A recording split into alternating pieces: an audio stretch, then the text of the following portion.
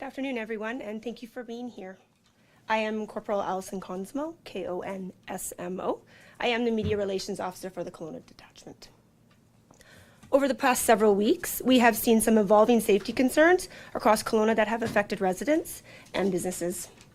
We have heard the concerns being raised, we understand the frustration, and we are taking action to support our community. Our focus remains on prevention, accountability, and long-term community safety to ensure Kelowna continues to be a safe and thriving city for everyone. Here with us today is Superintendent Goebel, Officer in charge of the Kelowna RCMP, who will begin the session with a statement. Following his remarks, the City of Kelowna's Community Safety Director, Darren Caul, will address the media. After both statements, we will take a few questions from the media. And just a few housekeeping tips. After the speeches, the floor will be open briefly for the media to ask questions, in which either Superintendent Goebel or Safety Director Darren Caul will respond. Before asking your question, if you could please state your name and the media outlet you represent. We also have a bilingual officer, JJ Peters, available to provide a statement in French upon request and assist with any necessary translations. At this time, I'll now turn it over to Superintendent Goebel. Thank you, and please stand by.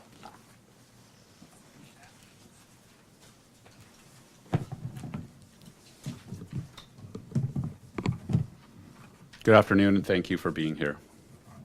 I'm Superintendent Chris Goebel, the officer in charge of the Kelowna RCMP Detachment. I want to speak directly to our community about the concerns we've been hearing regarding safety, social disorder, and break-and-enter offenses in our city. I want to acknowledge that it has taken a few days for us to speak publicly. That delay was intentional. When public safety and public confidence are at stake, it's important that we speak based on complete and accurate information. First and foremost, I want the public to know this. Public safety is my responsibility, and I take that responsibility seriously. Our officers come to work every day with one purpose: to keep the community safe, supported, and thriving. We live here too. We understand the impact these issues are having on our local residents and businesses. We recognize that social disorder, whether it's public nuisance issues, visible street-level crime, or ongoing disorder, has a real and direct impact on how safe people feel in their community. That impact is real, and it matters. People don't experience safety as a statistic. They experience it as broken windows, fires, repeated disruptive behavior, and a growing sense that unacceptable conduct is being normalized. We hear these concerns every day from residents, businesses, and our community partners. It is important to be clear about this distinction. Social disorder is not a policing issue alone. It is tied to complex and intersecting factors such as untreated mental health challenges, addiction, homelessness, and repeat offending. While police play a critical role, enforcement alone cannot address the root cause of what we are seeing. That is why we continue to work closely with our partners such as Interior Health, the City of Kelowna, Bylaw Services, Fire Department, Community Safety Services Branch, and other community organizations. Public safety is a shared responsibility, and meaningful change requires everyone at the table. We know there's a strong perception in the media and the community that break-and-enter offenses are skyrocketing. Despite that data showing a decline, any break-and-enter to any residence or business is unacceptable, and I acknowledge the impact that those directly affected and the community as a whole have. Police statistics are based on reported crimes and incidents. In the business community, some incidents are reported for insurance purposes, while others are not, because it is quicker or less costly to repair the damage directly, and the belief that calling the police won't make a difference. We acknowledge those limitations. What we can say clearly is this: reported break-and-enters are down compared to the same period last year. At the same time, social disorder is up, and that distinction matters. We are actively monitoring these trends. We're identifying repeat offenders, and we're deploying targeted enforcement strategies where they will have the greatest impact. This is why reporting incidents to police is so important. Some of our strategies will include, and you will see, proactive, intelligence-led patrols on foot and in vehicles in the most high-impact areas using both uniformed and plainclothes officers. We have dedicated property crime teams targeting prolific offenders and disrupting criminal activity. We'll have a rapid response to calls and situations where public safety is at its highest risk, and a strong partnership with business and community groups and service providers to improve prevention, reporting, and support. We have direct engagement with residents and businesses to hopefully enhance our crime prevention efforts, and a dedicated community liaison officer who collaborates with business groups to improve prevention and reporting. The board to my left is a small example of results from our targeted enforcement initiatives to combat the upstream drivers that directly impact the social disorder that we are seeing on the streets. Public safety is a shared responsibility. Law enforcement must be part of public policy discussions because public policy decisions directly affect safety outcomes on the street. Police leaders have a responsibility to speak honestly about these challenges when we have the opportunity and to ensure our voices are heard to help inform those decisions. As the officer in charge, I will continue to work every day to keep this community safe, to support our business and residents, and to be transparent about both what we can do and the challenges that we face. With that, I will now turn the mic over to the City of Kelowna's Community Safety Director, Darren Caul. Thank you.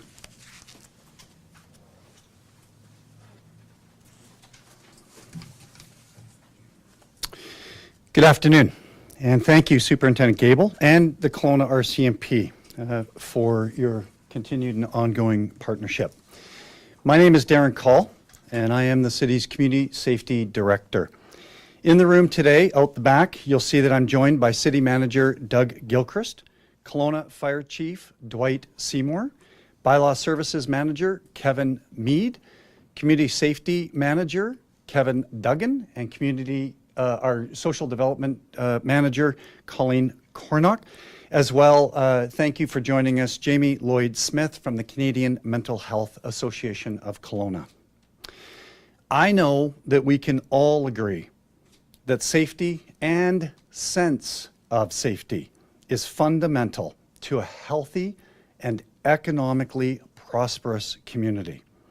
That's why City Council has made public safety a top priority, reflected in significant investment over the past number of years, both financially and through focused city efforts. Over the past few years, Council has approved funding for numerous additional public safety resources, including RCMP, bylaw, and fire. Budget 2026 includes an additional base budget funding of $5 million for increasing costs of public safety. These investments matter, and we fully acknowledge that they have not yet fully translated into the level of safety or response times that businesses need right now. We know that some neighborhoods and businesses are experiencing acute challenges that require immediate, focused, and sustained attention. Now, to be clear, this isn't new for us. The city has been actively addressing issues for some time, and we're intensifying our efforts where they are needed the most. Kelowna has long been a strong advocate for public safety.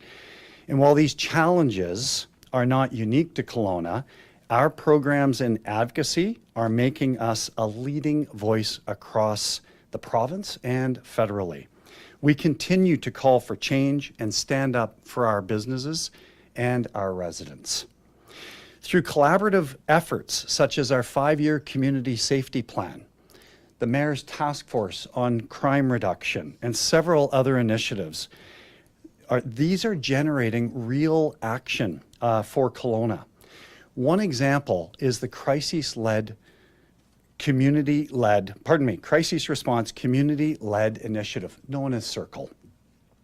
Delivered through the Canadian Mental Health Association, CIRCLE Kelowna will support 13-plus-year-olds in mental health or substance use crises. With trained community members handling these calls, it means that our finite police resources can focus their time and efforts on crime and public safety initiatives. This initiative, which is ramping up to full operations this very month, is just one of several practical local solutions we're implementing to support lasting impacts for our community. To be most effective, we need initiatives like CIRCLE as part of a balanced approach of education, prevention, intervention, and yes, enforcement. While RCMP and bylaw teams are partnering to deliver enhanced visibility and coordinated responses to address social disorder downtown, as Superintendent Goebel mentioned, we are also working with the Downtown Kelowna Association with enhanced city funding under the Mayor's Task Force for its exceptional Downtown On Call Red Shirts program, educating businesses and residents on practical steps that each and all of us can take to reduce risk and prevent potential issues. And starting last week, actively engaging downtown businesses in what we're calling a knock and talk initiative. This initiative allows us to meet our businesses where they are at, knocking on their doors and listening to their concerns, sharing resources, and working together on issues that matter to them now. The work we are doing has a goal of keeping Kelowna safe, prosperous, and vibrant. Under safe, we're taking immediate actions to address issues that businesses are facing right now, such as regular joint foot patrols with the RCMP and bylaw.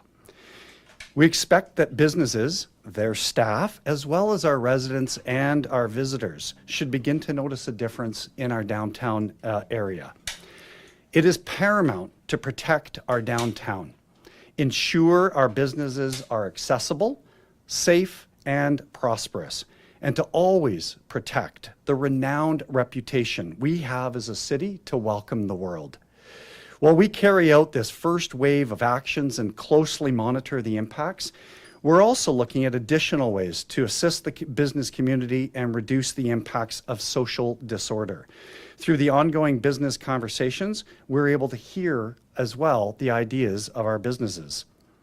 We also have a renewed focus on crime prevention through environmental design practices to help businesses prevent the issues that occur.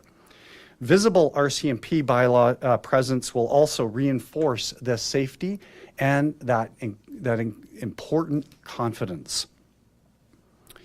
We also need to ensure that we remain vibrant. We recognize and value the economic impact that local businesses bring to Kelowna. We want to see more events, more businesses, and more supports, choosing downtown Kelowna. As I noted earlier, we know that we are making progress citywide on a crime front. We also know that there's more to do, particularly around social disorder, particularly in our downtown. This is where we need your help.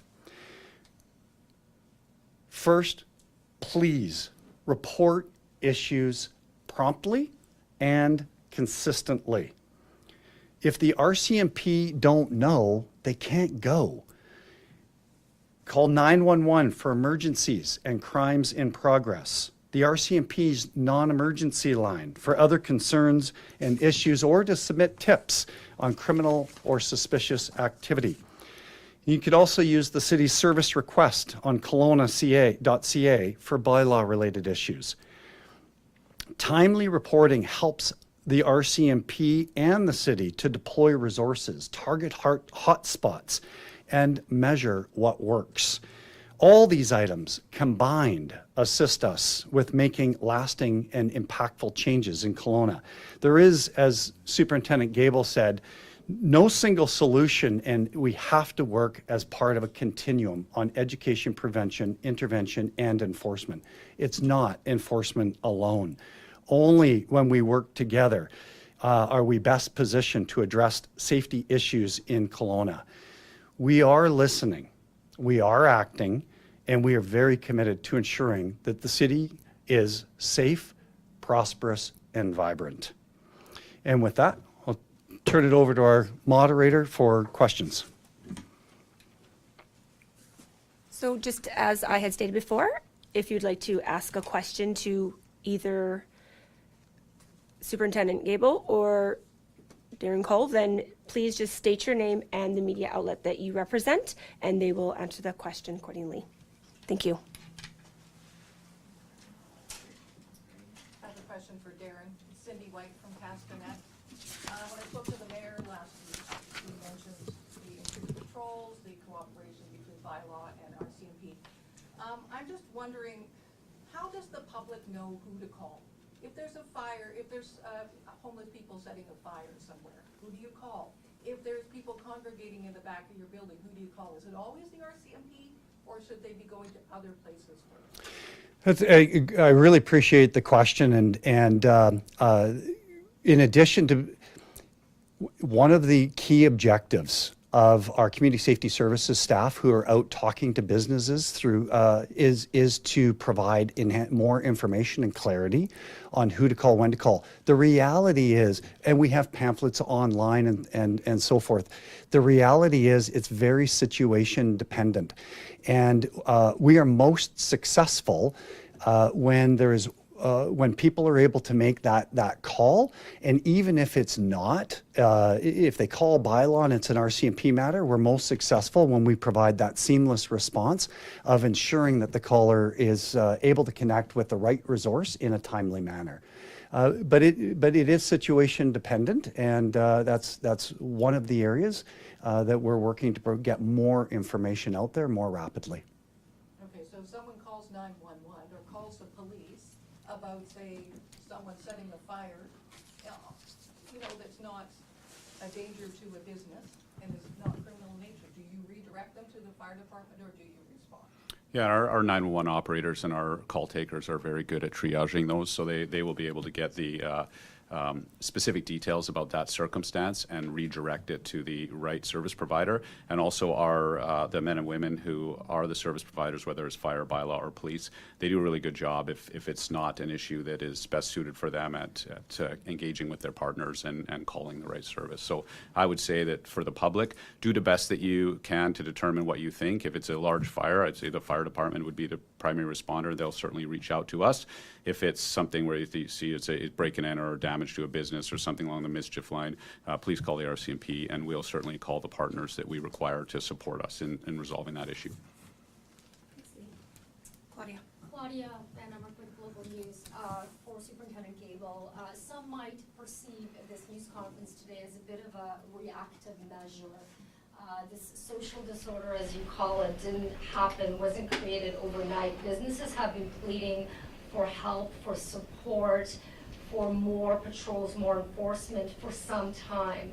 What is your response that perhaps this comes a little bit too late and is perceived as a reactive measure? Right, and I really appreciate that question, because it is important to respond to those businesses. But one of the things that is important in regards to policing is, I'm going to use an iceberg analogy, and the things that the public is seeing is what's above the water, and what they're experiencing oftentimes is above the water. But there's a variety of challenges that we have to deal with, public safety challenges, where we're constantly triaging our priorities. The photos that I put to the left are an example of upstream drivers, but there's also a variety of other challenges that we have to deal with within a growing city such as Kelowna or any city in the province. And so where we identify the greatest risk, or we identify the greatest community concern, and then we have to determine and triage what we feel like is the most important thing from a public safety perspective to respond to. So sometimes it takes time, or sometimes we have other things that we're working on, but we'll continue to listen, and we'll continue to respond the best we can to make sure that we are meeting the needs of the community and ensuring public safety for everyone. And just to follow up, if I may, it seems like one of the things the public will notice more of is these increased patrols, be it with RCMP and city bylaw. A lot of these crimes are happening at nighttime. Does that mean those patrols will be increased at nighttime? And if so, when we talk about an increase, can you paint a little bit of a picture and elaborate on what that increase looks like? Right. I'm not going to say exactly the volume of resources or exactly the times. I wouldn't want it to defeat the purpose for those other folks that may be listening, but we will have an increase during the day as well as into the evening hours, and we're going to use the data that we have as well as the concerns from the citizens to determine when we can get the greatest return on investment for our resources to have the greatest impact on public safety.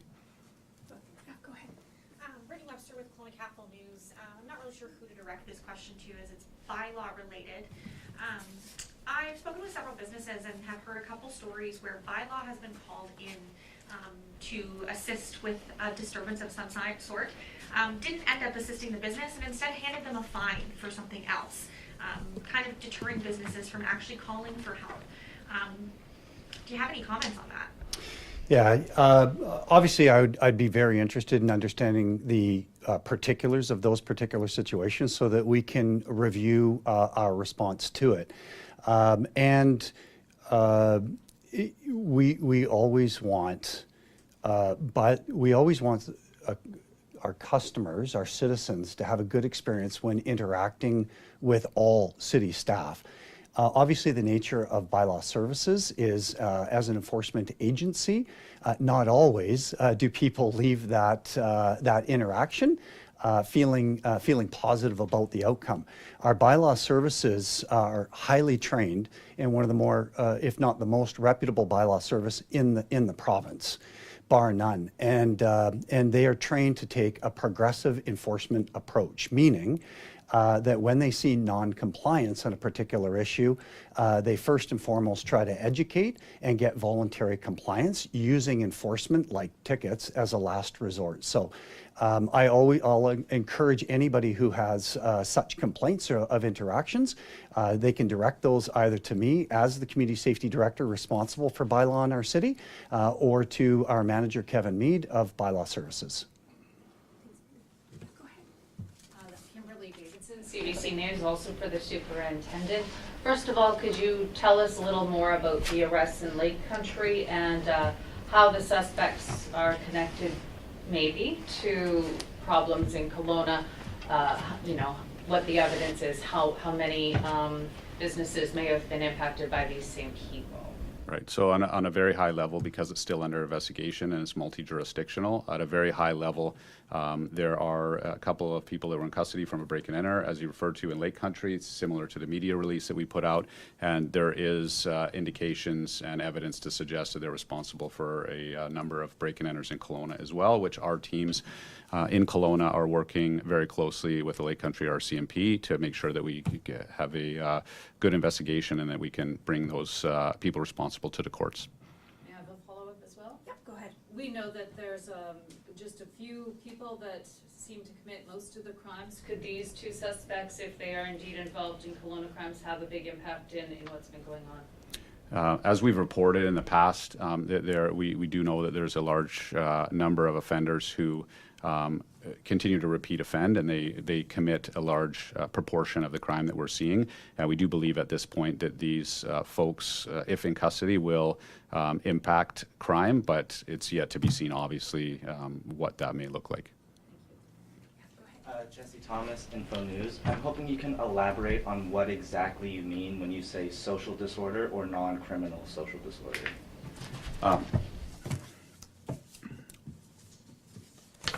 I'll give you, if you give me a moment, I'll give you a couple of crime types that I can make a reference to. So we're talking about things such as unwanted persons calls, the check with the well-being, disturbance, theft, suspicious circumstances, drug using, mischief in progress, and Mental Health Act. Things would be predominantly social disorder type files. What about non-criminal social disorders? I'm not sure I have some of those things just being an unwanted person. I would say that would be something similar to being non-criminal. Thanks, Jesse. Claudia. How confident are you with the measures that are being put into place, that are being implemented to help with this so-called social disorder? How confident are you that they will make a difference? What kind of an impact are you expecting? And what is your message to businesses who are pleading for help before having to shut down their business?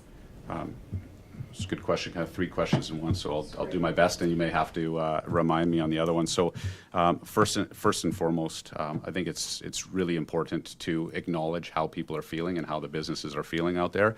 We do believe that foot patrols, the extra patrols with bylaws in collaboration with the RCMP are going to make a difference from the point of when you show up to work and you're employed there or you're a customer, hopefully you don't see somebody on the sidewalk blocking your doorway with a tent or something that is is not is refusing to leave, or somebody that's making you feel unsafe and not allowing you to get into your business. I think it's no surprise to anybody that predominantly these issues are addiction driven, and so we recognize that we are part of the solution as enforcement. However, from our perspective, there has to be equal measures on not only the harm reduction that we are seeing, but also equivalently with enforcement, prevention, and treatment. And that's one thing that I think there's a significant gap at the moment, is there's insufficient treatment options available for people. So if we're predominantly seeing homeless folks who are suffering from addiction on the streets, who are either committing these crimes or the social disorder, then they need help and they need support. And if there isn't the help and support available for them, where are they supposed to go? So that means voluntary treatment options, so that we can actually look after them and support these folks, but also involuntary treatment through the courts for those that refuse to get help but are continuing to negatively impact public safety. One last follow-up and then I'm done, I promise. Do you need the city to fund more RCMP officers? RCMP officers are finite, like any other police service. And it's really, I think if you asked any leader of a police service, they're always going to want more and be able to do more. And we work very closely with the City of Kelowna to determine what type of resources that we can have that it not only gives us the best return on investment, but also meets the public interest of what the cost is associated with those resources. So we can always do more with more resources. And so that's, I think, where I'm going to stop that. Again with Capital News. This is a question for Darren. Changes came down to the outdoor sheltering site in the city in 2025. Some of these businesses have kind of alluded to the fact that a lot of these people that were living at what we call Tent City have moved into the downtown core and are causing some of these problems. Is that what the city's understanding is, and what is being done to kind of curb those challenges? Yeah, a couple questions in there, and the first one I want to deal with head on. I appreciate that for some looking at the situation, they think there's a cause and an effect, and there simply isn't. We have the opportunity through our work with our partners in BC Housing to actually track the movement of all of those who have been affected through the change in how our outdoor sheltering site is operating. And what we found through that is that more than 60 people have been able to move through the new site under the new design up into various levels of supportive housing. And that is absolutely essential to create that flow within the housing system, and getting people off of our streets is essential. On the contrary to what you're suggesting, our partners are all indicating and able to show that these are largely new faces, new individuals in our city that we're seeing in our downtown. And in fact, that's among the strategies that we are employing here, is to ensure that those new individuals in our city are aware of the supports and resources and the expectations for those who are living unhoused in our community. To follow up on that, why do you think people are choosing to come here? First of all, I don't think it's just choosing to come here, but I would say for many of the same reasons that we all choose to live here. Kelowna and the Okanagan is, I think, one of the most desirable locations to live and visit and work in all of North America. And it's the reason why we get to welcome people internationally, be it our climate and all the riches that Kelowna has to offer. I think many people choose to be here. But as it relates to people who are unhoused, let's be clear. Some of those are born and bred Kelowna residents who, for economic conditions and other reasons, have fallen into circumstances of poverty. And it's tragic, those who are living unhoused in our community. And yes, you will have individuals who are coming to Kelowna from other cities, particularly the prairies, I understand, more so of late. But again, that is true of cities across British Columbia and across North America. So it would be quite erroneous to highlight Kelowna as any different than many of the cities in British Columbia, which has a growing challenge of people who are unhoused, experiencing mental health and problematic substance use, all of which are provincial responsibilities. Hi, Charlotte Grew with Radio Canada. I had a question regarding the new Circle service. So concretely, what will it change for the public and the business owners? For example, will there be like a new line dedicated to this service? I will encourage you to have a deeper conversation with Jamie Lee Lloyd-Smith, who is out the back as the coordinator of Canadian Mental Health Association Kelowna.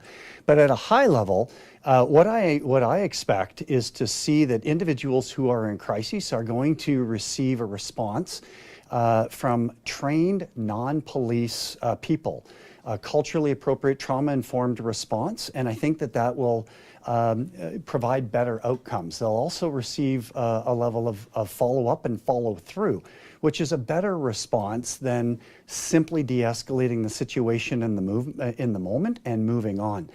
And on the other side, and this is very important, as the chief talked about, there's always finite resources. Is the key objective here, as it is in many cities across North America who have employed this model, we must free up our police. We must detask our police from being the default first responders in situations that are non-criminal. Research indicates that 60, 70, 80% of police calls are for non-criminal matters. And this is a small step in that direction to detask our police, and amazingly is funded by the federal, provincial, and municipal government, which is also a rarity. As a follow-up, a question in French.